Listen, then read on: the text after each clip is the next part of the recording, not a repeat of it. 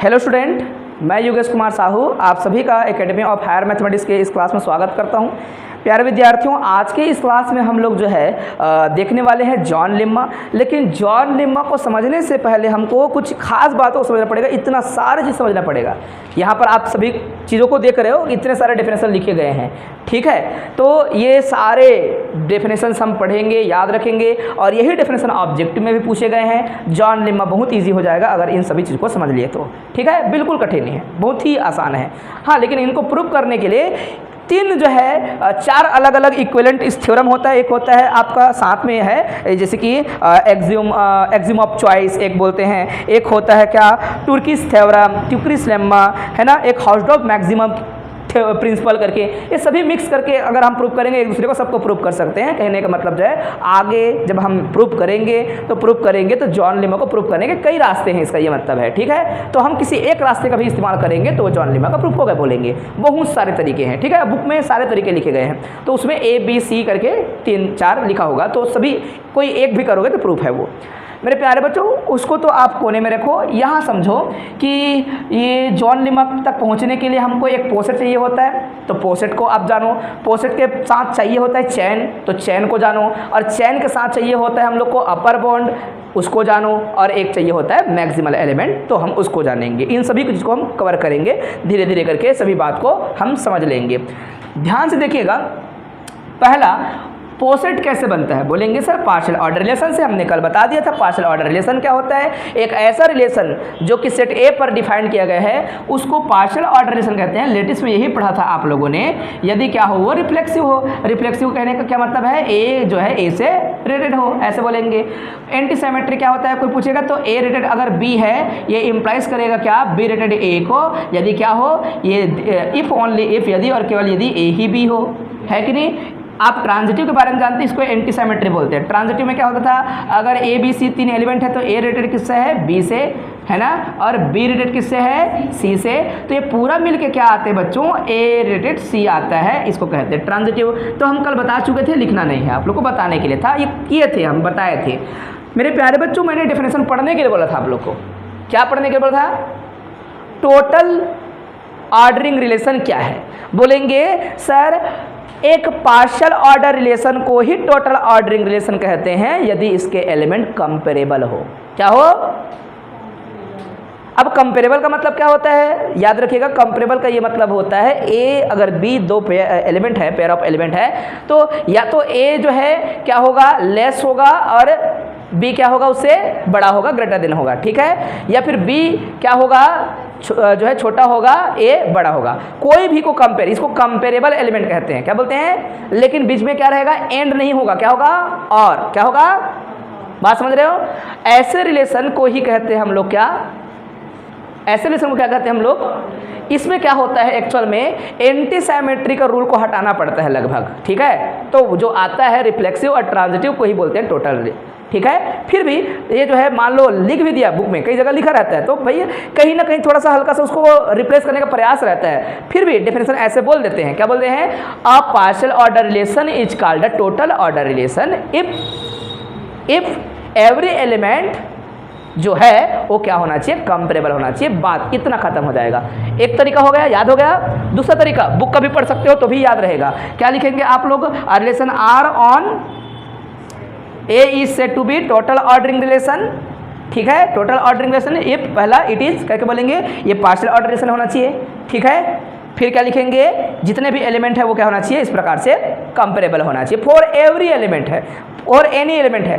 तो मुझे मशक्कत नहीं करना पड़ेगा, जो डिस्क्रीट मेथड से पढ़े थे लगभग वही है। हालांकि वहाँ कंपेरेबल एलिमेंट वगैरह नहीं बोले हैं, लेकिन ये तो पढ़े हुए हैं। ये भी आप जो है चेन में पढ़े थे, यही तो चेन का डेफिनेशन में आता है बच्चों। ये जो टोटल ऑर्डरिंग सेट जो होता है ना, ऐसा सबसेट ए का सबसेट है कोई, मान लो, ठीक है। एक सबसेट जो ए का है और वो क्या रखता है, टोटल ऑर्डरिंग रिलेशन रखता है। जैसे कि कोई सेट मैं बोलता हूँ बी सबसेट है किसका बेटा, बी सबसेट है किसका, ए का। अगर वो ये गुण को रख लेते हैं इतना, मतलब वो क्या रखेगा, टोटल ऑर्डर रिलेशन, मतलब वो पॉजिटिव बनाएगा, बनेगा।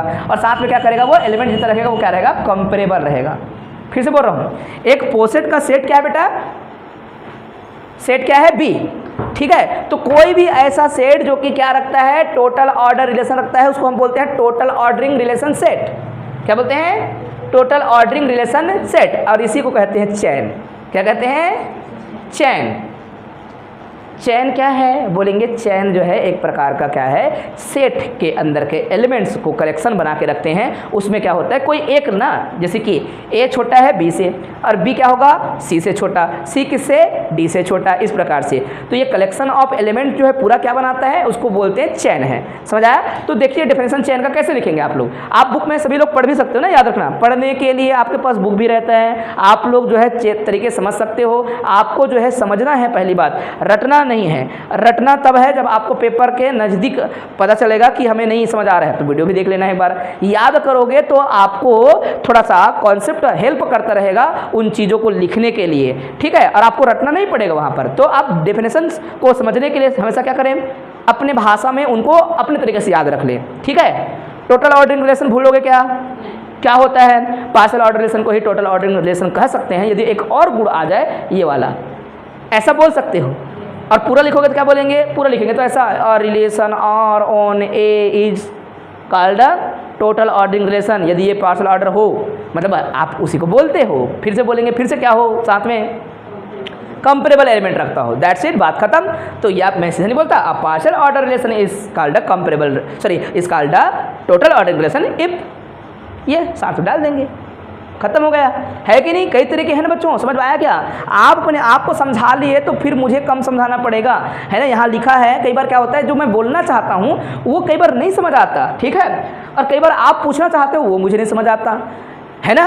कई बार ऐसा होता है ना, अभी आपने देखा होगा कई बार ऐसा होता है। तो कई बार ये जो है, इन चीज़ों से सबसे ज़्यादा अच्छा तरीका ये होगा कि आप अपने आप को समझाओ इसका क्या मतलब है, कितने तरीके से मैं सोच सकता हूँ, कितने तरीके से बोल सकता हूँ। मैंने ज़रूर कोशिश किया आपको समझाने का कि क्या क्या लिख सकते हो करके। आ गया ना बच्चों समझ? चेन का डेफिनेशन देखो, इतना सारा लिखा हुआ है, लेकिन मैं इसको लिखते हुए बात करते हुए करता तो ये कम से कम 10 मिनट खा लेता मेरा, ठीक है। क्योंकि वही चीज़ लिखना है, इसलिए आपका क्लास जो है थोड़ा फास्ट भी रहे और साथ में ज़्यादा क्वेश्चन कर पाए करके। हम एमएससी में अक्सर बहुत सारी चीज़ को लिख के रखते हैं, बेसिक डेफिनेशनों को। जहाँ थ्योरम प्रूव करना होता है तो थ्योरम में हम वर्ड जो है लिख देते हैं, लेकिन बाकी काम मेरे को करना होता है, वो मैं लिखता रहता हूँ, ठीक है।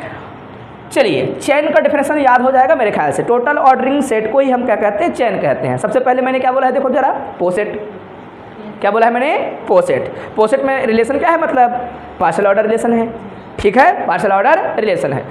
एक सेट सी को जो कि ए का है, उसी को कहते हैं क्या, चेन। यदि क्या हो जाएगा, जितने भी एलिमेंट्स हैं वो क्या होना चाहिए, देखो भैया, कंपेरेबल होना चाहिए। घूम फिर के क्या, इसी को कौन सा नाम से जानते हैं बेटा? टोटल ऑर्डरिंग रिलेशन सेट को ही चेन कहा जाता है। तो कुछ थ्योरम में, कुछ जगहों पर मैं आप लोग को पीडीएफ भेजा हूँ, वहाँ तो नहीं है, आपको और एक पीडीएफ भेजूंगा, और जॉन लेमा देख लेना आप लोग। जॉन लेमा आपको और दिखाएंगे। डिस्क्रीट मैथमेटिक्स का बुक आप लोगों ने रखा होगा मेरा, मान लो, तो डिस्क्रीट मैथमेटिक्स का बुक आपको दिखाएंगे, वहाँ पर भी जॉन लेमा है। क्या है वहाँ पर?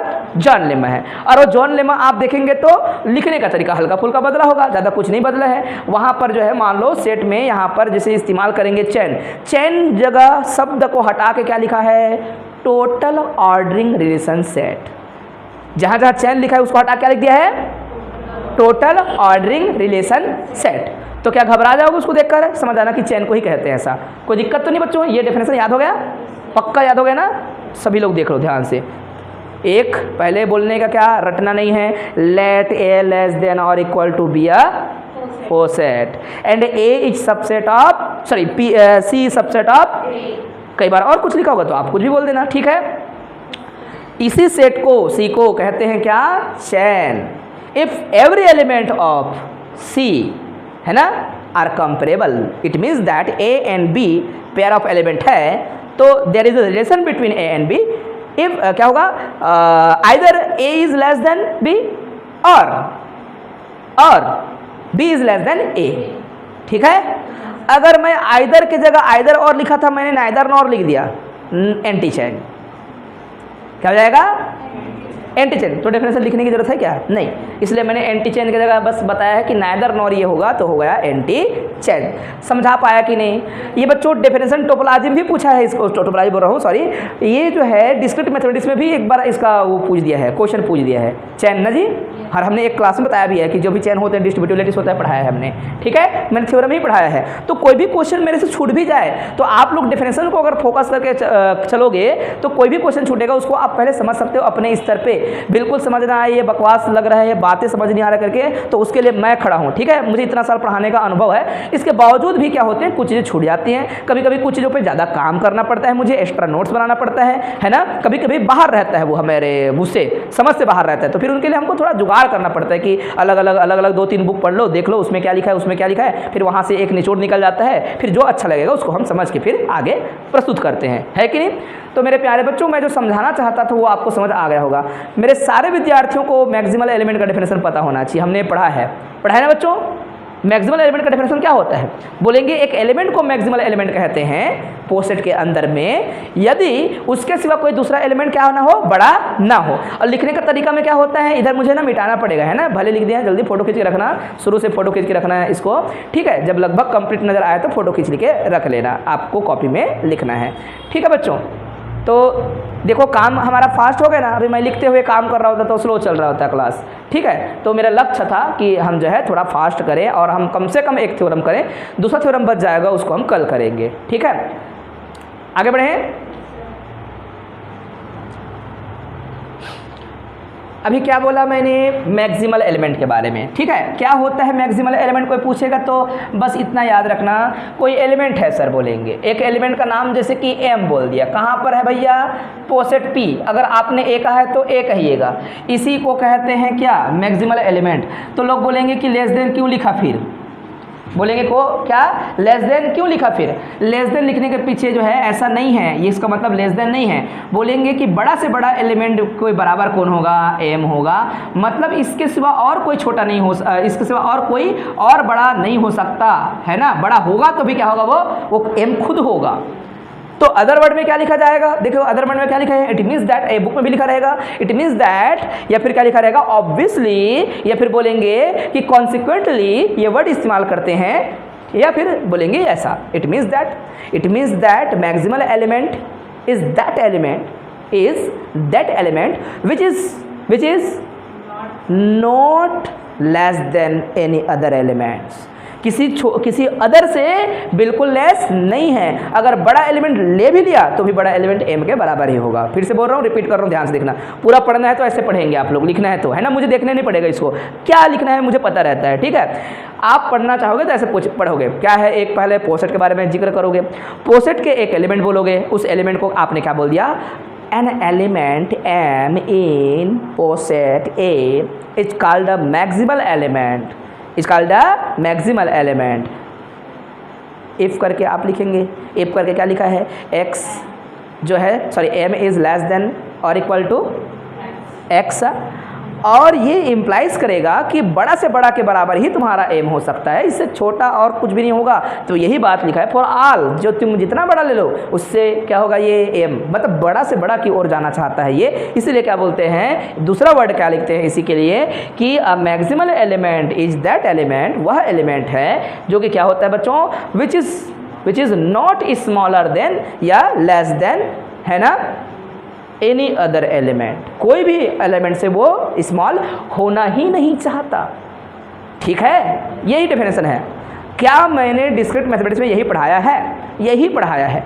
पहली बार में उस बार समझ ना आया हो तो इस बार समझ आ जाना चाहिए, ठीक है। वही बातें हम पढ़ा रहे हैं, तो मेरे प्यारे बच्चों याद होना चाहिए आप लोग को। फिर दूसरा देख लीजिएगा, मैक्सिमल एलिमेंट के बाद मिनिमल एलिमेंट, सारे कहानियाँ लगभग एक जैसे लिखेंगे। यहाँ पर एलिमेंट को हाईलाइट कर लेना, जिसका नाम क्या बोल देना है, एन बोलना है, पहले एम था तो उसको बोलेंगे क्या, एम जो है वहाँ पहले क्या था, देखो लेस देन एक्स लिखा करते थे, अब क्या लिखना, अब जस्ट उल्टा लिखना है, आपको क्या लिखना है, ग्रेटर की निशान लगाना है, तो x को इधर पीछे रख देना और n को उधर रखना।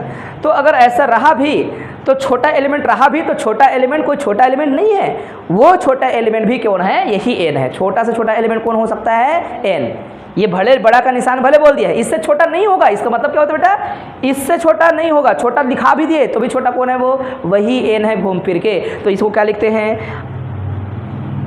है ना, a minimal element is that element, है ना, विच is not greater than any other element. वो बिल्कुल भी क्या नहीं होता, किसी से ग्रेटर नहीं होता, है ना।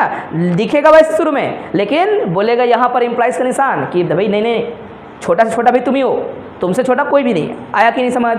अगर इतना समझ आ गए बच्चों, तो आगे हम जॉन लेम्मा को समझ सकते हैं। जॉन लेम्मा के लिए हम थोड़ा सा अपर बॉन्ड, लोअर बॉन्ड, इनके बारे में भी क्या करेंगे, बात करेंगे। अगर लिखा होगा तो अच्छी बात है। बुक में अपर बॉन्ड, लोअर बॉन्ड का डेफिनेशन है क्या, कि मैक्सिमल एलिमेंट और मिनिमल एलिमेंट। बिल्कुल बच्चों, अपर बॉन्ड और लोअर बॉन्ड का डेफिनेशन होगा, उसको भी हम एक बार पढ़ेंगे।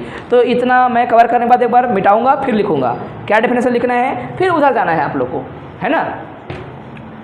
ग्रेटेस्ट अपर बॉन्ड और ग्रेटेस्ट अपर बॉन्ड नहीं होता, लिस्ट अपर बॉन्ड होता है, और एक ठोक ग्रेटेस्ट लोअर बॉन्ड होता है। ठीक है, तो अपन डेफिनेशन लिख देते हैं, दोनों का मिक्स आएगा डेफिनेशन। किसका, ग्रेटेस्ट आपका लोअर बॉन्ड और लिस्ट अपर बॉन्ड। तो जैसे हम पहले लिस्ट अपर बॉन्ड को समझना चाहते हैं। List upper bond, list upper bond. List upper bond इसको शॉर्टकट में क्या बोलते हैं, LUB। ठीक है, तो LUB लिखा रहेगा तो समझ जाना। सबसे पहले अपर बॉन्ड ही डिफाइन होगा, फिर लिस्ट पे जाएगा। तो सबसे पहले बोलेंगे लेट A, या फिर आपके P लिखना है तो P लिख सकते हो। लेस देन और इक्वल टू क्या है, एक पोसेट, बिया पोसेट। ठीक है, हमने एक पोसेट बोला। ठीक है, एंड और क्या बोला, एक सेट बोलना है A, जो कि सबसेट है किसका, आपके P का। ठीक है, ओके, ठीक, एक सबसेट है। इसी पर एक एलिमेंट है U, वो सेम लिखा गया है, क्योंकि पाठक का ही बुक है, इसलिए लगभग डेफिनेशन सेम आएगा। जो डिस्क्रिट में था वो सम यहाँ पर लिखा जाएगा। मिला कर देख लेना बेटा।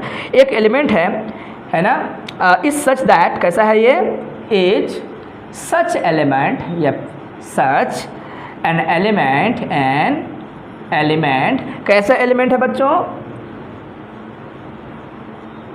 दैट इज लेस देन और इक्वल टू, या फिर greater than equal to A, और A कोई भी एलिमेंट ले लोगे किसका, सेट A का, for all A belongs to A।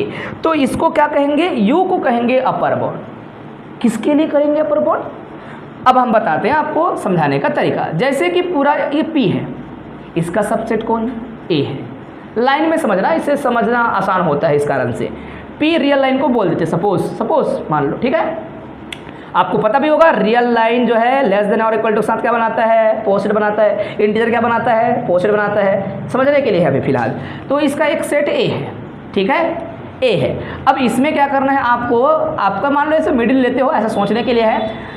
अब इसके पास जितने भी ऐसा एलिमेंट है, बहुत सारे एलिमेंट हैं, और बहुत सारे एलिमेंट में जो है बाकी जितने भी एलिमेंट आएंगे A का, उस एलिमेंट में से सबसे बड़ा एलिमेंट कौन होगा, इस P का एलिमेंट जो भी बोलना चाहते हो उसका नाम क्या है, U है। वो अंदर भी हो सकता है, और इसके अंदर रहेगा तो भी क्या होगा, इनसे सभी एलिमेंट से बड़ा हो सकता है। बाहर हुआ तो ऑब्वियसली बड़ा होगा। तो हम जानबूझ के बोलेंगे कि कोई अपर बॉन्ड की जो डेफिनेशन होती है ना, वो किसी सेट के रिस्पेक्टिव में होती है। कोई भी अपर बॉन्ड तभी आता है जब उसके छोटे छोटे सेट आते हैं। आपको याद होगा अपर बॉन्ड वगैरह अपन निकालते थे, LUB निकालते थे। अगर मैं इसको फिर से लेटिस थ्योरी पे लेके जाऊं, लेटिस थ्योरी में याद होगा LCM निकालते थे हम लोग। समझ आया, वो दो अलग अलग सेट का क्या होता था, LCM का मतलब सुप्रीमम होता था। सुप्रीमम मतलब क्या होता था, कोई सेट इसी में से ही है, ऐसा है। तो कभी भी किसी को बात करने के लिए, चाहे अपर बॉन्ड बोलने के लिए किसकी आवश्यकता होती है, कोई पूछेगा तो एक अदर सेट की आवश्यकता होती है, जो कि कंपेयर करके बताता है कि हमारे जितने भी एलिमेंट है इस खास एलिमेंट से क्या है, सारे छोटे हैं। तो इस विचारे को क्या कहा जाएगा, अपर बॉन्ड कहा जाएगा। ठीक है, भूलना मत, ये कंपेयर जो है किसी सेट के रिस्पेक्ट में ही बोलते हैं। अदर सेट जब तक नहीं उठाओगे तो अपर बॉन्ड किसी को एलिमेंट को बोल ही नहीं पाओगे। तो हम क्या बोलेंगे, ये इस प्रकार से हो गया। देन इस U को क्या बोलते हैं बेटा, then U is called upper bound. क्या बोलेंगे बेटा, upper bound of set A। क्या बोलेंगे, सेट A। ए के लिए, क्योंकि अपर बॉन्ड हमेशा सेट के लिए बोला जाता है, पूरे पी के लिए नहीं बोलना है, समझ आया? बोलने का तरीका किसी सेट पर ही होते हैं, भूलना नहीं है आप लोग को, है ना। ओवरऑल पी का सबसे बड़ा एलिमेंट को मैक्सिमल एलिमेंट बोल के बात खत्म कर सकते हो, लेकिन जब अपर बॉन्ड की बात आएगी तो हमेशा एक सेट को लेकर बात करना पड़ेगा, ऐसा सोचना पड़ेगा, ठीक है। अच्छा, अब इसी बात को अगर हम क्या कर देंगे एंड करके, अपर बॉन्ड हो गया, फिर हम क्या बोलेंगे, ये ओनली अपर बॉन्ड का डेफिनेशन ना, अपर बॉन्ड का डेफिनेशन, तो ओनली अपर बॉन्ड लिख सकते हो, ऐसे अपर बॉन्ड का डेफिनेशन लिख दिया। अब मैं अलग से लिखना चाहता हूँ, क्या लिखना चाहता हूँ, लिस्ट अपर बॉन्ड, ठीक है बच्चों, क्या लिखना चाहता हूँ, लिस्ट अपर बॉन्ड, अलग करना है तब की बात है, लिस्ट अपर बॉन्ड। तो ये जो लिस्ट अपर बॉन्ड होता है वो क्या होता है, बोलेंगे सर एक अपर बॉन्ड है ना, फिर से वही बोलते हैं, बड़ा पूछेगा तो ऐसा है, वरना इसी मर्ज कर सकते हो, ठीक है। लेट पूरा क्या बोलना है, ए पी क्या है, P less than equal to क्या है, ये है बी अ पोसेट, है ना, B a poset and A is subset of क्या बोलेंगे आप लोग, पी, है ना, ठीक है। अच्छा, if U belongs to P बोल सकते हो, U belongs to P is upper bound, या फिर ऐसा बोलना चाहिए an upper bound, upper bound उसका नाम क्या है, U, an upper bound U of A is called क्या बच्चों, लिस्ट अपर बॉन्ड, क्या कहेंगे, लिस्ट, एक अपर बॉन्ड को क्या कहेंगे, least upper bound, if only if there exist V in P, है ना, इन पी सच दैट ये करेगा कि ये अपर बॉन्ड से भी बड़ा बॉन्ड मिल गया, कौन, बी, बस क्या हो जाएगा, अपर बॉन्ड में से क्या हो गया, ये लिस्ट, मतलब और भी अगर एग्जिस्ट करना चालू करेगा तो हम क्या कहेंगे इसको, कहने का मतलब अपर बॉन्ड यहाँ पर था, यहाँ पर, तो ऐसा आपने जो है कमाल किया कि बहुत सारे अपर बॉन्ड है, सपोज यहाँ पर मान लो बड़ा, आप सोच रहे हो इससे भी बड़ा कोई आ जाएगा तो क्या हो जाएगा, ये अपर बॉन्ड जो बोल रहे थे वो उसको अब अपर बॉन्ड नहीं बोलेंगे, है ना, वो कहलाएगा किसी अपर बॉन्ड अदर के रिस्पेक्ट में लिस्ट। ये किसी एक में नहीं होता है, ये जो है कंपेरिजन से ही पैदा होते हैं, हमेशा दो चीज़ का आपको लिस्ट अपर बॉन्ड निकालो बोलेगा तो इसमें से कौन सा ज़्यादा बड़ा, कौन सा ज़्यादा छोटा, ऐसा कंपेयर होता है ना। दो अलग अलग अपर बॉन्डों में से एक अपर बॉन्ड लिस्ट तब कहलाता है जब उससे बड़ा अपर बॉन्ड पैदा हो जाते हैं, बात खत्म, यही पे डेफिनेशन, हाँ कि ना। मैंने ऐसे डिस्क्रिप्टिव पढ़ाया है कि नहीं, बोलेंगे लगभग यही पढ़ाया, बोलने का तरीका हमेशा हो सकता है अलग अलग होगा बच्चों। क्या आप बुक वगैरह पढ़ना चाहेंगे तो बुक में ऐसा आप देखोगे, बोलेंगे हाँ ऐसा ही है, ठीक है। क्या बोला मैंने, देयर एग्जिस्ट, ऐसे बोल सकते हो, ये शब्द लिख सकते हो, देयर एग्जिस्ट अपर बॉन्ड और अपर बॉन्ड, है ना, अदर अपर बॉन्ड बोल सकते हो, देयर एग्जिस्ट अपर बॉन्ड क्या है, अपर बॉन्ड वी, है ना, इन ए, ठीक है। हालांकि वी यू सब पी के अंदर के एलिमेंट है, फिर भी बोलेंगे उसी ए के लिए एक और अपर बॉन्ड एग्जिस्ट कर गया, तो अब ये अपर बॉन्ड लिस्ट कहलाएगा, बस इतनी सी कहानी है इसका। आप बुक वगैरह में पढ़ेंगे सब चीज़ यही मिलेगा 100%। अब बच्चों अगर कभी सेट के रूप में होता है तो सेट में क्या होता है, सेट के अगर रिस्पेक्ट में अगर काम करेंगे तो दो चीज़ों का अपर बॉन्ड में हमेशा सेट का सुप्रीमम लेना होता है, बड़ा से बड़ा एलिमेंट लेना होता है, ठीक है। तो इसका और क्या क्या निकलता है, अगर कहानी लिखना चाहो तो लिखते कैसे हैं, बोलेंगे जैसे कि दो एलिमेंट है ए और बी बिलोंग करते हैं कहाँ पर, पोसेट का, तो ए बी बिलोंग करता है पोसेट में, तो इसका अपर बॉन्ड जब निकलेगा,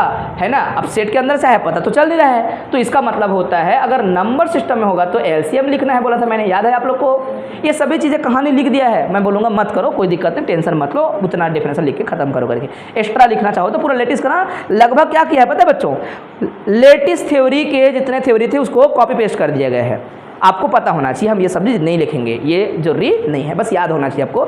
अगर कभी एलिमेंट की बात आती है, अलग अलग नंबर सिस्टम में होता है तभी एलसीएम की बात होती है, अन्यथा नहीं होती है ना। इन्फीमम का मतलब होता है भाई, सुप्रीमम का मतलब होता है बड़ा करना, और उसमें से कोई भी हो सकता है, नंबर होंगे तो हमेशा एलसीएम करके लिखा जाता है, अगर सेट होंगे तो दोनों का यूनियन करके लिखा जाता है। तो ये सब बात लिखोगे तो फिर और फालतू आप बहुत लंबा लेके चाहोगे बातों को, ठीक है, ऐसा नहीं करना है।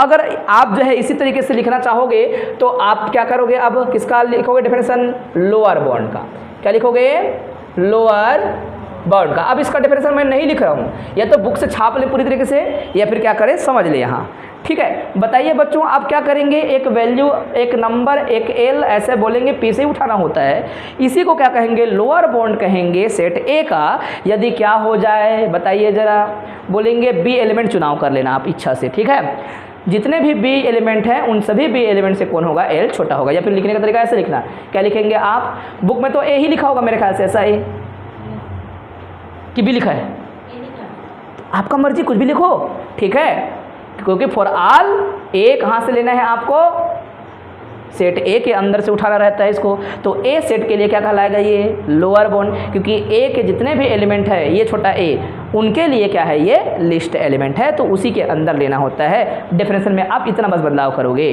ठीक है ना, कुछ अलग नहीं लिखना है।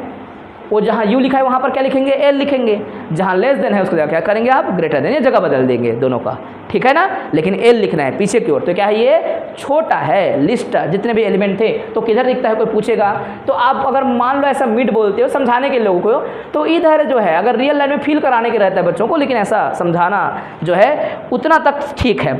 जब हम रिमान पढ़ते हैं ना बच्चों, रिमान में भी यही आता है, लिस्ट अपर बाउंड और ग्रेटेस्ट लोअर बाउंड। इसमें तो हम इमेज ही बनाएंगे, क्योंकि रिमांड जो होता है वो रियल एनालिसिस का पार्ट होता है। तो रियल एनालिसिस में हर फंक्शन कहाँ पर होते हैं, रियल लाइन पे होते हैं, तो सारे काम को रियल लाइन में, उसमें तो बुक में इमेज रहता है, बड़ा बड़ा बनाए रहते हैं, ऐसा पूरा लाइन खींच देंगे, सेट बना देंगे, इंटरवल बना देंगे, सब चीज़ करेंगे। लेकिन यहाँ पर क्या होता है, ऐसा कुछ बोला नहीं गया है कि रियल लाइन पे होगा, ये होगा वो होगा, तो थोड़ा समझाने की दृष्टि से बस ठीक है, पूरी तरीके से सही नहीं बोलना है आपको, इसलिए आपको बुक में इमेज वगैरह नजर नहीं आएगा। लेकिन अक्सर आप समझना चाहेंगे, चाहे आप जो है इंटरनेट का इस्तेमाल कर ले, कहीं और किसी शिक्षक को पूछ ले, तो लगभग यही बताएंगे, क्योंकि हमने जो है बीएससी से यही पढ़ा है, ठीक है। हम जब खुद पढ़े थे तो लगातार समझाने के लिए अपर बाउंड का मतलब समझाने के लिए ऐसे करते, कोई सेट है, सेट में से समझाने के लिए बड़ा से बड़ा में से अगर आप चुनाव करते हो तो अपर बाउंड है, और उससे भी बड़ा कोई आ जाता है तो अब वो अपर बाउंड नहीं कहलाएगा, क्या कहलाएगा, लिस्ट अपर बाउंड कहलाएगा। बात सिंपल है, ठीक है।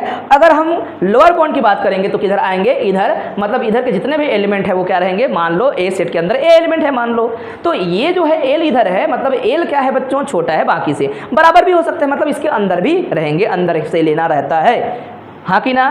और इसीलिए क्या कहलाएगा, ए का कौन, लोअर बाउंड, कौन, एल, ठीक है ना बच्चों। अगर इससे भी लोअर बाउंड एग्जिस्ट कर गया, ये तो लोअर बाउंड हो गया, अगर आप जो है लोअर बाउंड से आप आगे बढ़ना चाहते हो, क्या लिखना चाहते हो, ग्रेटेस्ट लोअर बाउंड, क्या लिखना चाहते हो, ग्रेटेस्ट लोअर बॉन्ड। तो ग्रेटेस्ट लोअर बॉन्ड में क्या होता है बच्चों, इसको शॉर्टकट में लिख देते हैं GLB। इसमें क्या होता है, देयर एग्जिस्ट और लोअर बॉन्ड आ जाता है, उस लोअर बॉन्ड को आप नाम देना चाहें तो एल के बाद एम लिख दो, क्या लिख दो, एम। तो ये आपका एल ऑलरेडी था, है ना, उससे बड़ा वाला क्या आएगा, अपर बॉन्ड, मतलब किधर आएगा, बोलेंगे देखो इसका अपर बॉन्ड इधर खिसकता है, ये लोअर बॉन्ड था, लोअर बॉन्ड से बड़ा लोअर बॉन्ड, ये तो इधर ही खिसकना है, ठीक है। या फिर इधर जाओगे ऐसे तो और लोअर बॉन्ड मिलेगा, इधर जाएंगे तो और अपर बॉन्ड मिलेगा, ठीक है। तो अपन क्या बोलेंगे, इसमें बोलने का तरीका थोड़ा गलत है, क्या बोलेंगे बच्चों, ग्रेटेस्ट लोअर बॉन्ड, ठीक है। लोअर बॉन्ड में से और से और छोटा लोअर बॉन्ड है,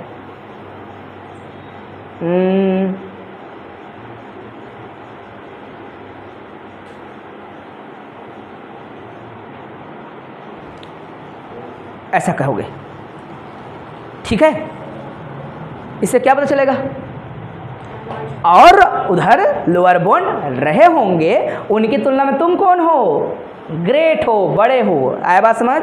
उधर था फिक्स किए थे, उससे भी आगे चले गए थे लोअर बॉन्ड, तो उनके तुलना में तुम कौन हो, लिस्ट हो, लिस्ट अपर बॉन्ड, ठीक है। फिर से बोले, इधर से आते तो क्या आता, देखते कि आप लोअर बॉन्ड चले गए, तो लोअर बॉन्ड में से और भी आगे लोअर बॉन्ड मौजूद है, तो वो लोअर बॉन्ड क्या कहलाएंगे, फिर आगे भी लोअर बॉन्ड होंगे तो क्या कहलाएगा, आगे भी लोअर बॉन्ड कहलाएगा। तो इधर से देखेगा तो बोलेगा ये वाला lower bond greatest lower bond है, बस बात खत्म। आया कि नहीं समझ। अगर इतना डेफिनेशन समझ आ गया है तो हम क्या कर पाएंगे, थ्योरम को फटाफट प्रूव कर पाएंगे, ठीक है। सभी लोग सारे डेफिनेशन या तो फोटो खींच के रखो या फिर डिस्क्रिप्ट के कॉपी से उतार लेना, चलेगा, हम बता देंगे अच्छे से और समझा देंगे। ऐसा तो नहीं है किसी को समझ ना आया हो। कितने डेफिनेशन पढ़े, आपको समझ आया अभी, कितने सारे पढ़े बेटा, कितने सारे चीज़ हमने अभी कवर किया हुआ है। टोटल डेफिनेशन की संख्या कितनी थी, पार्शियल ऑर्डर हो गया, ठीक है, एक हो गया, टोटल ऑर्डरिंग रिलेशन चैन का डेफिनेशन ही है वो, 2 हो गया। एंटी चैन मान के चलो 3 भी हो गया, साथ में आप देख पा रहे हो, है ना। 9 इस साइड हो गया, ठीक है, 7 8 9 जो भी है हो गया। मेरे प्यारे बच्चों, अब आता है यहीं पे very very IMP, very very important, यहीं से बनने वाला है क्या, जॉन्स लेम्मा, ठीक है, जॉन्स लेम्मा, ठीक। उसके पहले आया क्या, द एक्सिम ऑफ चॉइस, ठीक है।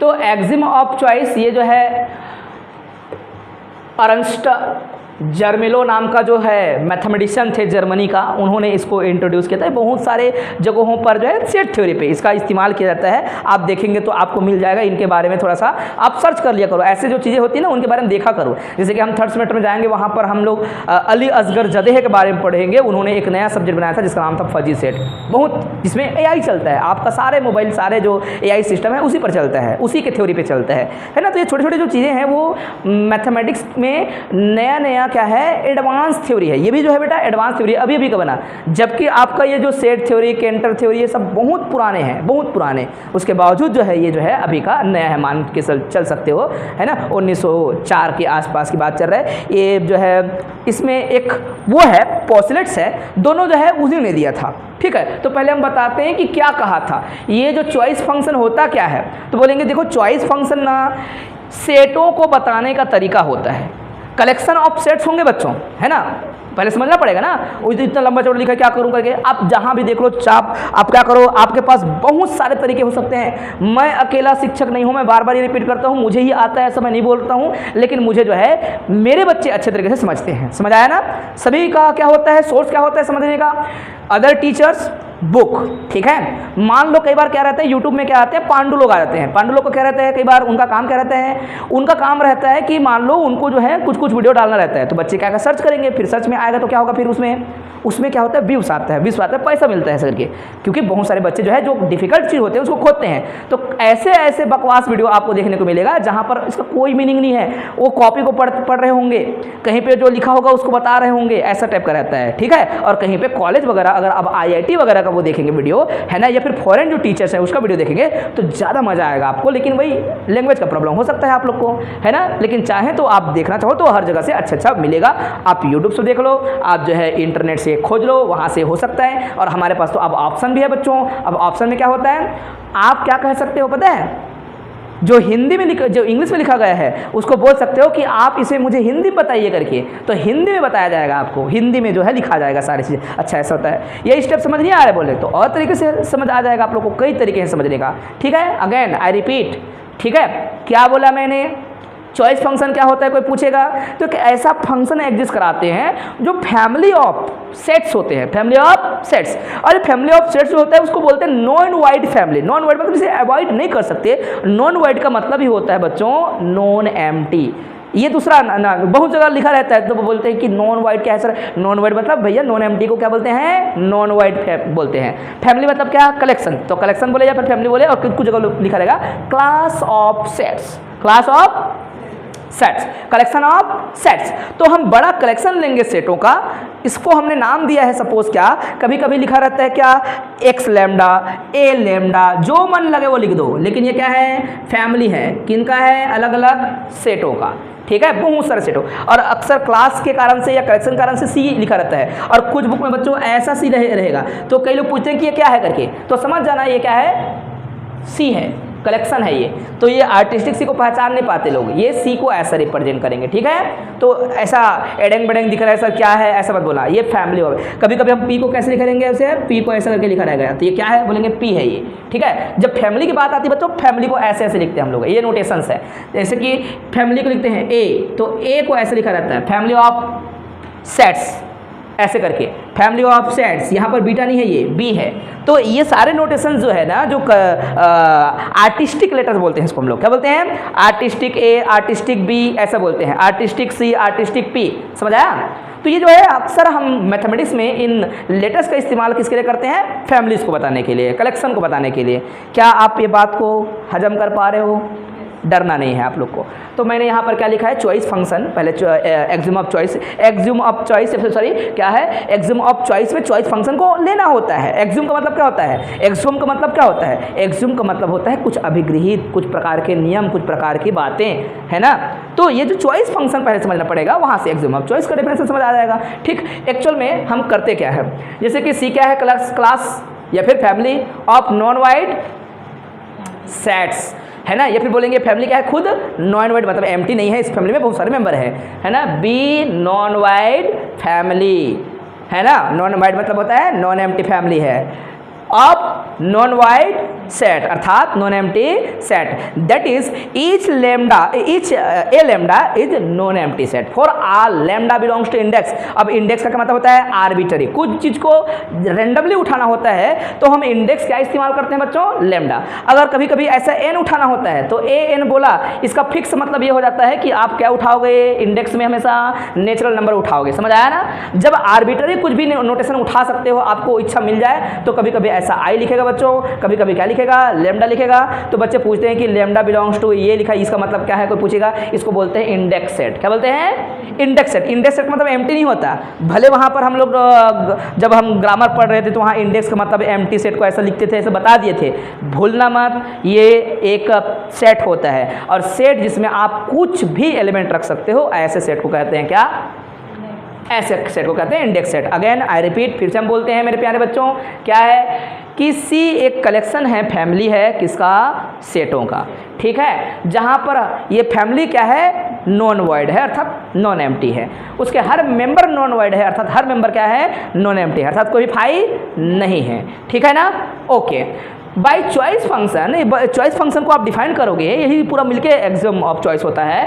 फॉर फैमिली, है ना, for family C we means, इस फैमिली के लिए चॉइस फंक्शन क्या होता है, इसका मतलब हमें पता है, बोलेंगे वी मीन्स क्या, हमारे मतलब यह है कि फंक्शन एफ ऐसा चुनाव किया जाएगा, कहाँ पर, on any set A set लेंगे, ठीक है, उठाएंगे, और अगर मैं उसको क्या करूँगा, ऐसा लिखूंगा एफ लैम्डा, तो वो सेट बन जाएगा, ये सेट जो है बनेगा। ये एफ लैम्डा, लैम्डा बोलने का क्या मतलब है, बोलेंगे ऐसा भी बोल सकते हैं, कभी कभी लिखा रहता है कि एफ ए लिखा रहता है, एफ ए, तो एफ ए जो है बनेगा, कुछ ना कुछ बनेगा, इसमें से कोई एक बनेगा, तो कोई भी सेट, या फिर बोला रहता है लैम्डा, ये लैम्डा ही लिखा रहेगा, बुक में चेक करके देखना, है ना।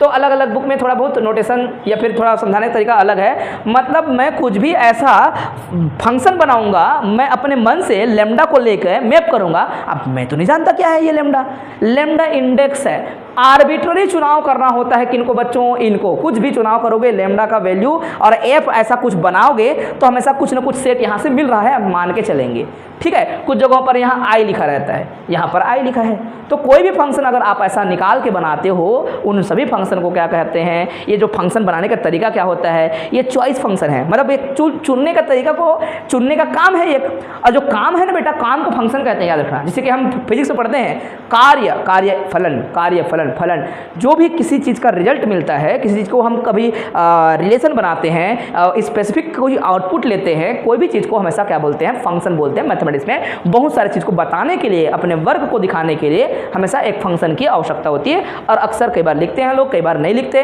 तो अक्सर जो है आप समझ जाना कि ये जो चुनाव करने का जो काम है वही एफ था, मतलब लैम्डा कुछ भी मैं सोचूंगा तो एक फैमिली मैं लेके चलना चाहता हूँ यहाँ से।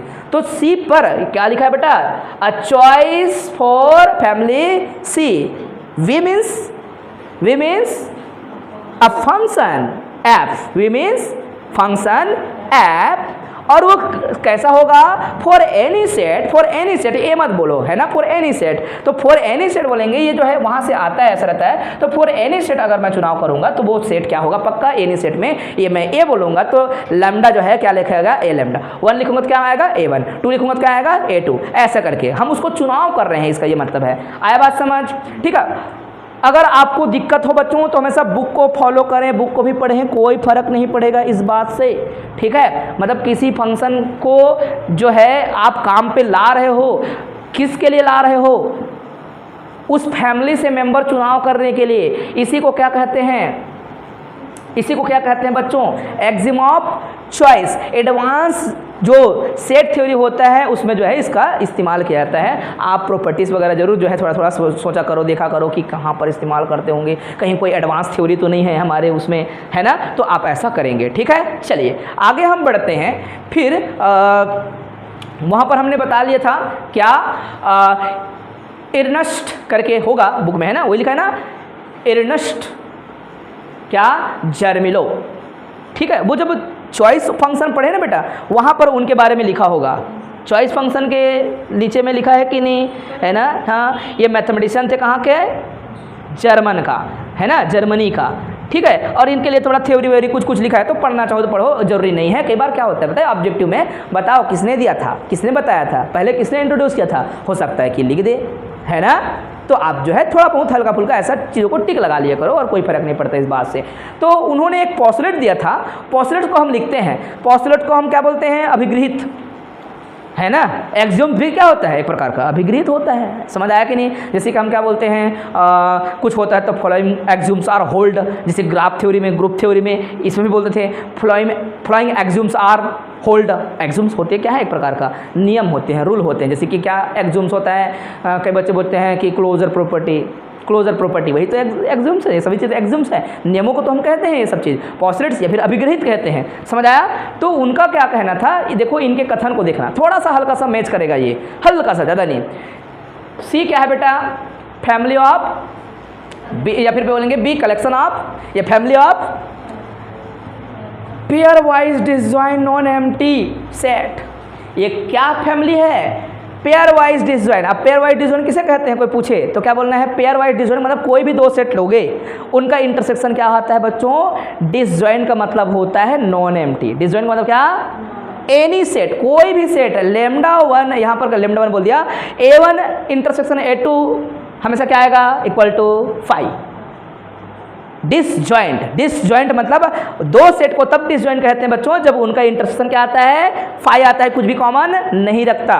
तो इनके सारे मेंबर आपस में क्या है, सभी के सभी अलग है, सभी के सभी डिसजॉइंट है। पेयर वाइज डिसजॉइंट का मतलब ये होता है। ठीक है, और ये शब्द हम बार बार इस्तेमाल करेंगे, इस सेमेस्टर में नहीं लेकिन सेकंड सेमेस्टर में ये शब्द इतना बार आएगा, आप जो है बार बार पेयर वाइज डिसजॉइंट ऐसे करके। ठीक है, तो वहाँ पर आप जो है चलना, समझ के चलना, पेयर वाइज डिसजॉइंट मतलब कोई भी उठा के लो और आपको इंटरसेक्शन करने पर हमेशा क्या मिलेगा, 5 मिलेगा। मतलब दोनों क्या है, कुछ भी कॉमन नहीं रखते। 5 रखा मतलब कोई भी चीज़ कॉमन नहीं है, हाँ कि ना। मैं समझा पा रहा हूँ आप लोग को, ठीक मेरे प्यारे बच्चों। आगे बढ़ते हैं, ध्यान से देखिएगा। ये क्या है, collection of pairwise disjoint non empty set, then there exist set A. कोई भी सेट अगर एग्जिस्ट करेगा, लाओगे, वो क्या होगा, सच दैट ए का इंटरसेक्शन है, ए लैम्डा किसी को करेंगे क्या आएगा वो, है ना, इक्वल टू क्या आएगा बच्चों, इक्वल टू क्या आएगा 5, है ना। या फिर क्या कंसिस्ट करेगा बोलेंगे, देखो ये सॉरी 5 नहीं है, बोलेंगे क्या है, ये बाहर का एलिमेंट है ना, इसी का अपना लेमडा 1 लेमडा 2 ये सब चीज़ें है। ये क्या कंसिस्ट करेगा, एग्जैक्टली 1 एलिमेंट कंसिस्ट करेगा। अगर एक कोई सेट लाओगे कोई अलग से, आपने सेट सोच लिया, तो क्या करता है, एग्जैक्टली 1 एलिमेंट कंसिस्ट करता है। चाहे लेमडा को आप कोई भी इंडेक्स चुनाव कर लो, कब एग्जैक्टली 1, है ना। तो ये क्या कहलाता है, इसको बोलते हैं हम लोग क्या, जर्मेलोस पॉस्टुलेट्स। क्या बोलते हैं, जर्मेलोस पॉस्टुलेट्स। हो सकता है कि ऑब्जेक्टिव में पूछ दे, तो आप जो है समझना। फिर से हम रिपीट कर रहे हैं, फैमिली किनका है बच्चों, सारे खुद का एलिमेंट क्या है, डिसजॉइंट्स हैं, ये फैमिली है, नॉन एम्प्टी सभी सेट्स हैं। ठीक है, तो एक ऐसा सेट एग्जिस्ट करेगा, अब एक हो सकता है, दो हो सकता है, देयर एग्जिस्ट का मतलब होता है फॉर ऑल नहीं होता।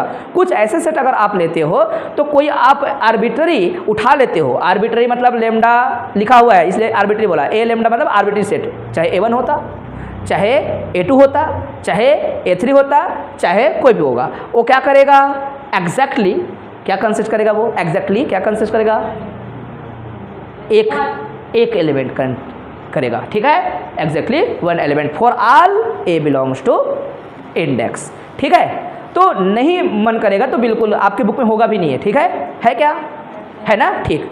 अच्छा वही लिखा बेटा, सेम टू सेम जर्मेलोस पॉस्टुलेट्स करके, है ना। ठीक है, तो आप जो है देख लेना, इस प्रकार से लिखा एग्जैक्टली 1 एलिमेंट फॉर ईच करके, है ना। और ये जो है नीचे में नोट करके जो लिखा गया है उसको भी आप कर सकते हो। क्या लिखा गया है कि जो जर्मेलोस पॉस्टुलेट्स होता है ना, जर्मेलोस पॉस्टुलेट्स वो इक्विवेलेंट होता है किसका, एक्सिम ऑफ चॉइस का, एक्सिम ऑफ चॉइस का।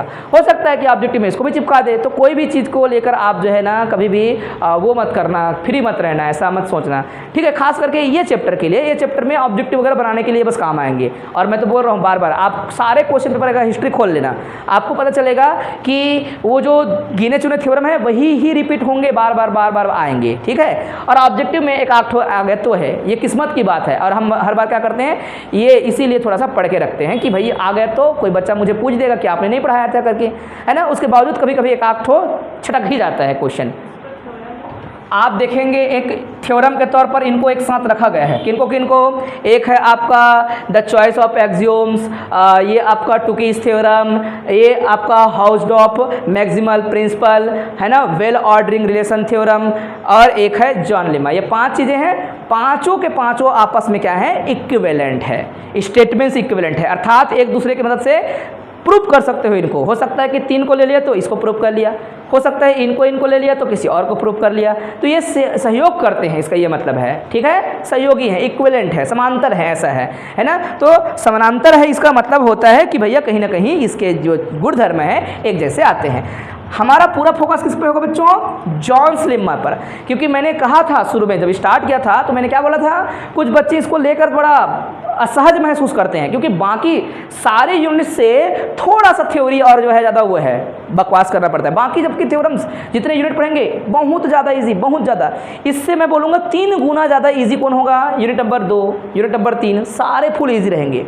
मतलब वर्डिंग को लेकर भी, समझाने के तरीका को लेकर भी हर चीज़ इजी रहेंगे।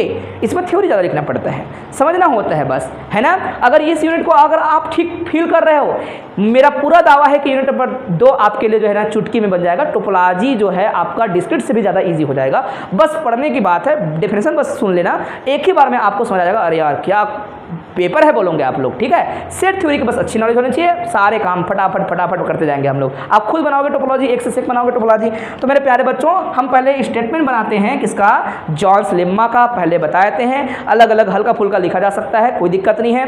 कई जगह पे क्या लिखा रहता है, एवरी पोसेट, है ना, या फिर बोलेंगे every chain of poset, every chain of poset there is a upper bound and, ये क्या है, अपर बॉन्ड क्या होता है, मैक्सिमल एलिमेंट के रूप में आता है, या मैक्सिमल एलिमेंट को रखता है, ये खुद ही मैक्सिमल एलिमेंट बन जाएगा।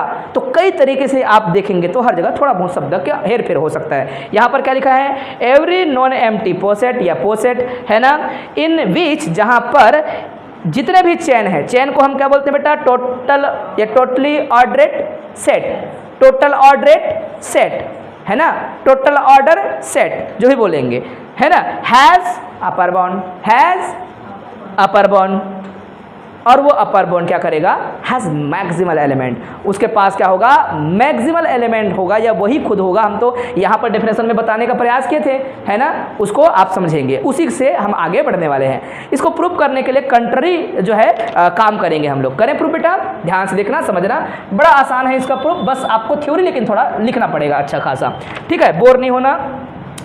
पहला स्टेप लिख रहा हूँ, ठीक है, ये प्रूफ में एक एक करके से लिखोगे ना तो याद होगा। जैसे मैंने कल बताया था, है ना, जब ये लोग बात करते हैं मतलब मैंने उनको बताया था कि किस तरीके से चीज़ें याद होती है करके। बाद में हटाना है तो इनको हटा देना, फिर थ्योरी एक में दिखेगा बड़ा सा, है ना, लेकिन याद करना है 1 2 3, इससे बात बनेगा। सपोज हम क्या करते हैं बेटा, सपोज फॉर कंट्राडिक्शन, सपोज क्या बोल रहे हैं हम लोग, फॉर कंट्राडिक्शन, है ना, या फिर कंट्ररी ऐसे बोल देना, contradiction, that P has no maximal element, मतलब ये जो चैन के अंदर ही एलिमेंट होता है, चैन के लिए ही करना होता है। ये जो जितने भी चैन होते हैं ना, चैन के बाद जो करते हैं उसके ही एलिमेंट होते हैं। तो आप क्या बोल सकते हैं, सपोज दैट, ऐसे बोल सकते हो आप, जो है एक सबसेट खुद पी को ले सकते हो, पी खुद चैन है, क्योंकि यहाँ पर सब लोग क्या रहता है, एवरी, तो आप क्या करना, पी से चालू करना। तो हम क्या बोलेंगे, suppose that P has no maximal element, क्या बोलना है आपको, नो मैक्सिमल एलिमेंट, ठीक है, मैक्सिमल एलिमेंट। इसका क्या मतलब होगा, याद रखिएगा, दैट मीन्स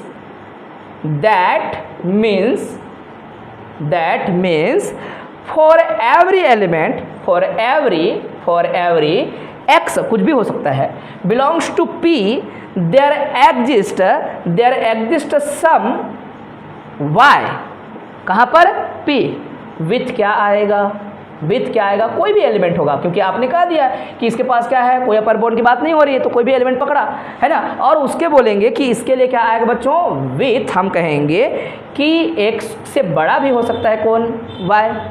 अगर ये मैक्सिमल एलिमेंट के रूप में चुना जाता मान लो, है ना, फॉर एवरी शब्द आ गया मतलब उसके अंदर कुछ भी एलिमेंट हो सकता है, वो मैक्सिमल ही क्यों ना हो सोच रहे थे, लेकिन है ही नहीं बोल रहे हो तो कोई भी एलिमेंट बोलोगे, तो वो कोई भी में x हो सकता है, तो उससे भी बड़ा एलिमेंट आगे भी जा रहा है। अब पता नहीं आगे और जाएगा, हम क्या करेंगे, ऐसे चेन बनाएंगे भी, ठीक है, देखना ध्यान से। क्या बोला मैंने, दैट मीन्स फॉर क्या बोला मैंने, every x belongs to p there exist some y belongs to p, और विथ क्या आएगा ये, ठीक है। इतना आप याद कर पाओगे, पहला स्टेप आप लिख लेना, ठीक है। अब नंबर 2 करते हैं, ठीक है। इसमें आप क्या करना है, स्टार्ट विथ एनी एलिमेंट, एक एलिमेंट लेते हैं, जैसे आप ऊपर में बोल रहे थे वैसे ही एलिमेंट का नाम क्या दे दो जानबूझ के, x0। कहाँ से लेना है आपको, पोसेट से, है ना। अब अलग अलग छोटे छोटे इनके अंदर बिंदु को हम बताएंगे। अपन क्या करेंगे, सिंस, ये केवल याद कराने के तरीके हैं, since it is not maximal element. क्यों होगा ऐसा, कोई बताओ जरा। आप तो पहले से बोल रखे हो ना कि मैक्सिमल एलिमेंट नहीं होता करके, तो देयर एग्जिस्ट क्या होगा, maximal element, since it is not maximal, बस हो गया, है ना। सो देयर एग्जिस्ट क्या लिखेंगे आप लोग, देयर एग्जिस्ट कुछ भी एलिमेंट ऐसा x1 इससे बड़ा होगा, या उल्टा लिख सकते हो, और लिखने का तरीका ऐसा भी कर सकते हो, चलेगा। हाँ बोलो, इतना लिख लोगे। फिर नंबर 2 ऐसे करके ना याद रहेंगे, 1 2 3 ऐसे करके, देन देयर एग्जिस्ट सिमिलरली, है ना, ऐसे करके, then there exist there exist, या फिर देयर इज आल्सो क्या लिखा मैंने, सोच लेना, x2 भी क्या होगा, x1 से भी बड़ा होगा, क्योंकि मैक्सिमल एलिमेंट नहीं है, मत समझ पा रहे हो बच्चों। मैक्सिमल एलिमेंट नहीं है मतलब वो रुक नहीं रहे, उससे भी बड़ा आगे एलिमेंट, फिर उससे बड़ा आगे एलिमेंट। जबकि मैक्सिमल एलिमेंट का जब डेफिनेशन पढ़ाए थे, शायद मिटा दी, वहीं पे लिखे थे आसपास, तो डेफिनेशन में हमने ये बोला था कि भैया उससे बड़ा कोई एलिमेंट नहीं होता, हमने बोला था, तो हमने ऐसे लिखवाया था डेफिनेशन, लेस देन और इक्वल टू x है ना। तो ये क्या होगा, अक्सर उसके पास जाने का प्रयास करेगा, एम ही क्या है, x होगा। तो यहाँ पर क्या बनेगा फिर, बोलेंगे इक्वल टू का निशान भी आएगा ही नहीं। पहले तो ये बात भी भूल जाना है कि 1 2 एलिमेंट लेंगे तो आपस में एक छोटा एक बड़ा, क्योंकि चैन है, ठीक है। और हर p अपने आप में, हर पोसेट क्या होता है बच्चों, चैन, ठीक है। तो p को ही इसलिए जानबूझ के लिए, क्योंकि यहाँ पर ना प्रूफ करने के लिए आप उस चैन पर, इस चैन में खुद ही को एक चैन लेंगे, और वो खुद अपने आप में क्या होता है, टोटल ऑर्डर सेट होता है। याद रखना, p खुद क्या होता है, एक चैन होता है, उसके और सेटों को चैन कहा जाता है। जब हम वो गुड़ रखे थे कंपेरेबल होना चाहिए करके, तो p को ही क्यों चुनाव किया बोलेंगे तो अच्छा लग रहा था। आपको मन करेगा कि क्या बेटा उसके p की जगह क्या ले लेट c इज एनी चैन।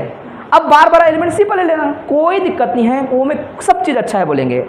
विश्वास करें मेरी बात को, पक्का ना, ठीक। यहाँ तक समझ आ गया आप लोग को। एक तो स्टेटमेंट में आपका 1 1.5 नंबर मिल ही जाता है, फिर आगे आप बढ़ते जाओगे, ठीक। अगर इसी तरीके से हम क्या करेंगे, दिस वे, इन दिस वे, है ना, ऐसा छोटा छोटा आप वो बना लेना, या फिर ऐसा स्टार बनाए रहना। इसका मतलब क्या कर रहे हो, आप अपने बात को हाईलाइट करना चाहते हो, ये देखो ऐसे होगा करके, ठीक है। इन दिस वे क्या लिखा जाएगा, in this way we can build a chain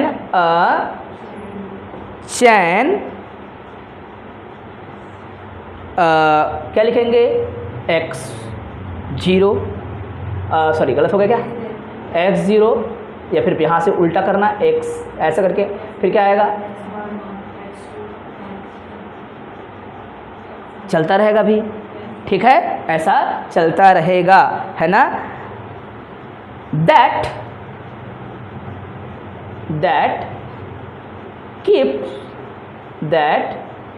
keeps strictly increasing, बढ़ता ही रहेगा, क्योंकि इसके बारे में नहीं पता कि कहाँ रुकेगा, मैक्सिमल एलिमेंट है ही नहीं, क्योंकि एक पोसेट से बाहर काम करना नहीं होता, और पोसेट पता नहीं है अरबों खरबों एलिमेंट लेके चल रहे हो आप, क्या है ना क्या। जैसे कि आर लेस देन एक पोसेट रहता है, कितने सारे एलिमेंट बोलेंगे, बहुत सारे एलिमेंट हो सकते हैं, इनफाइनाइट एलिमेंट हो सकता है। आपको कोई बोल दे कि ये सेट है करके, तो हो सकता है कि फाइनाइट भी हो जाए सेट आपके पास, है ना। तो आप जो है नहीं जानते इसके बारे में। तो अब क्या करेंगे, ये तीसरा काम ध्यान से देखना, क्या लिखेंगे, bye एजूमसन,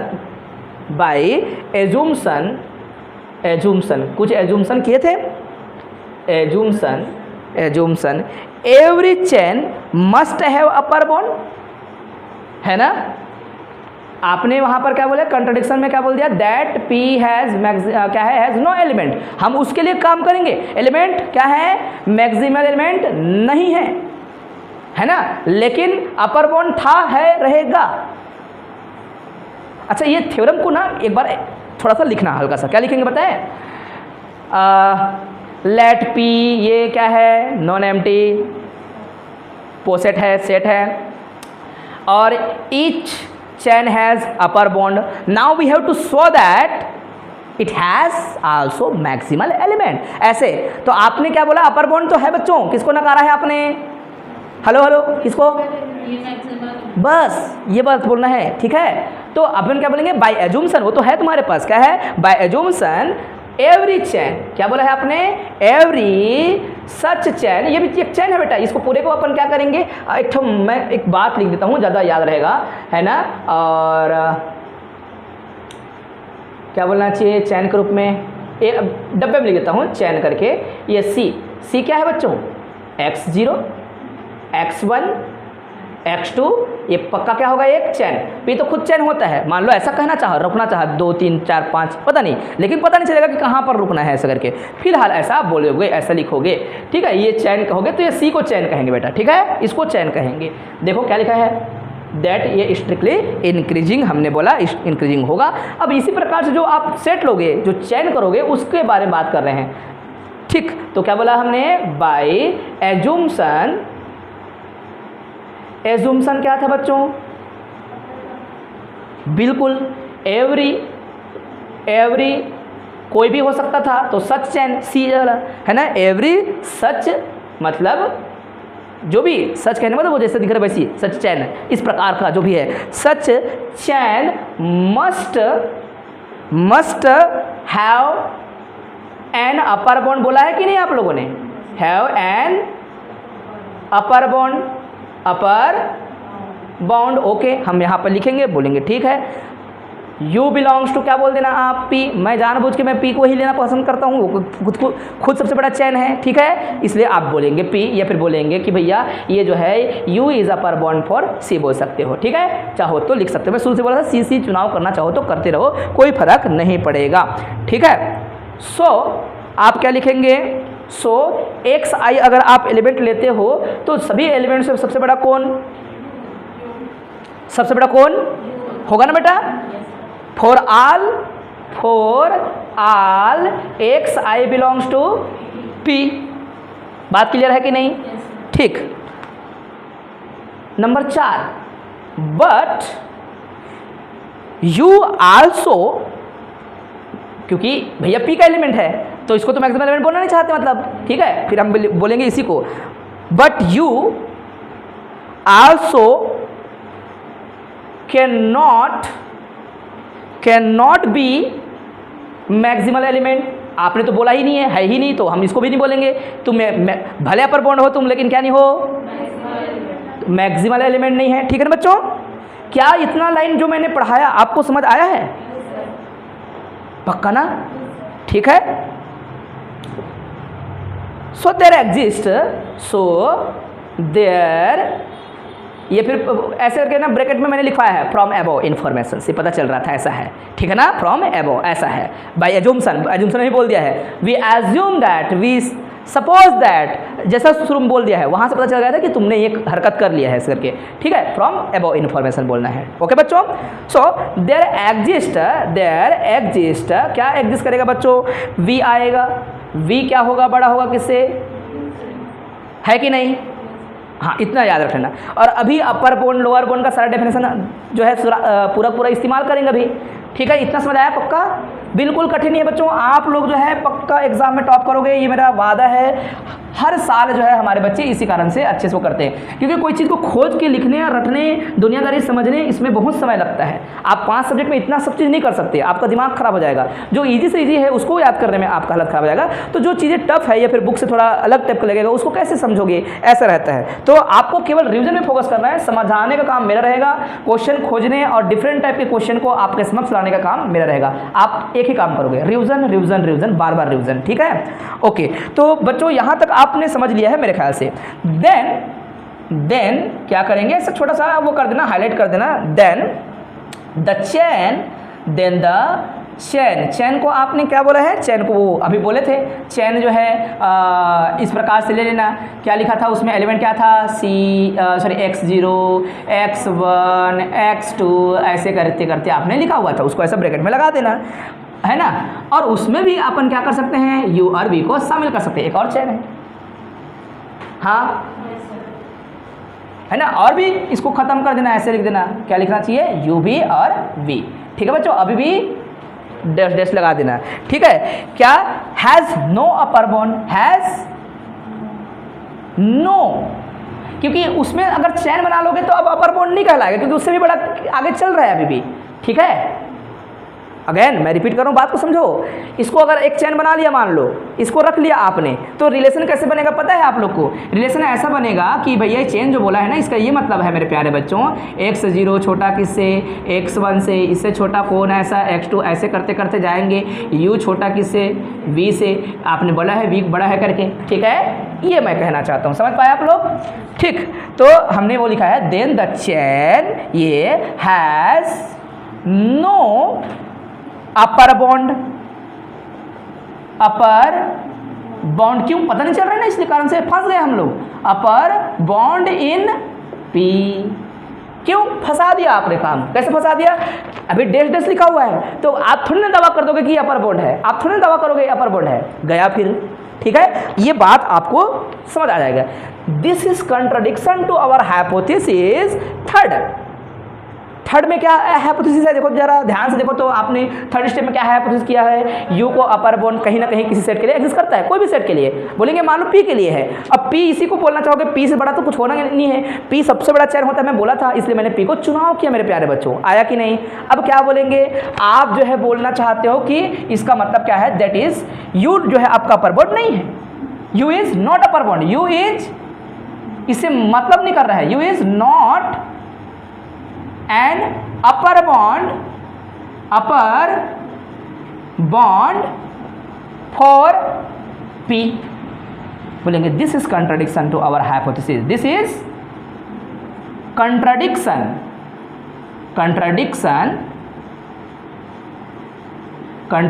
to our hypothesis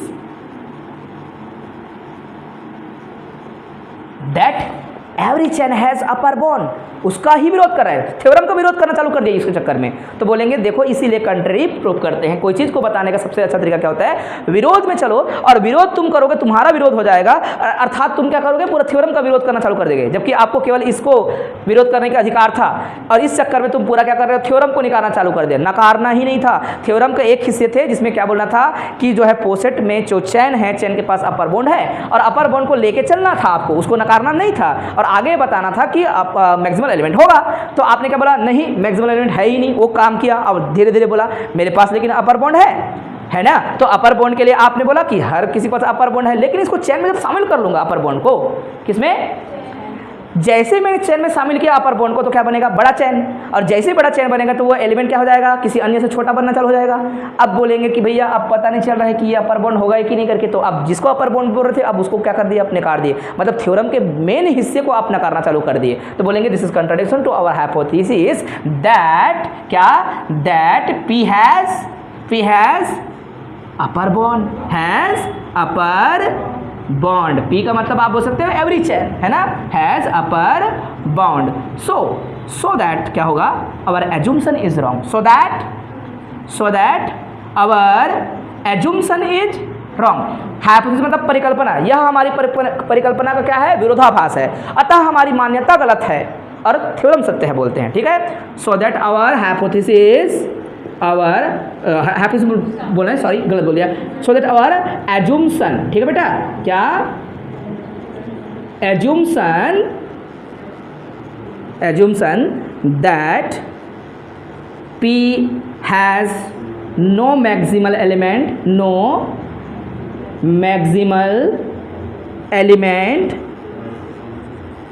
is absolutely wrong,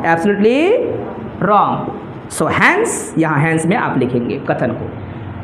hence में क्या आएगा कि every chain has upper bond, समझ आया बच्चों, और अपर बॉन्ड हैज मैक्सिमल एलिमेंट, ठीक है ना।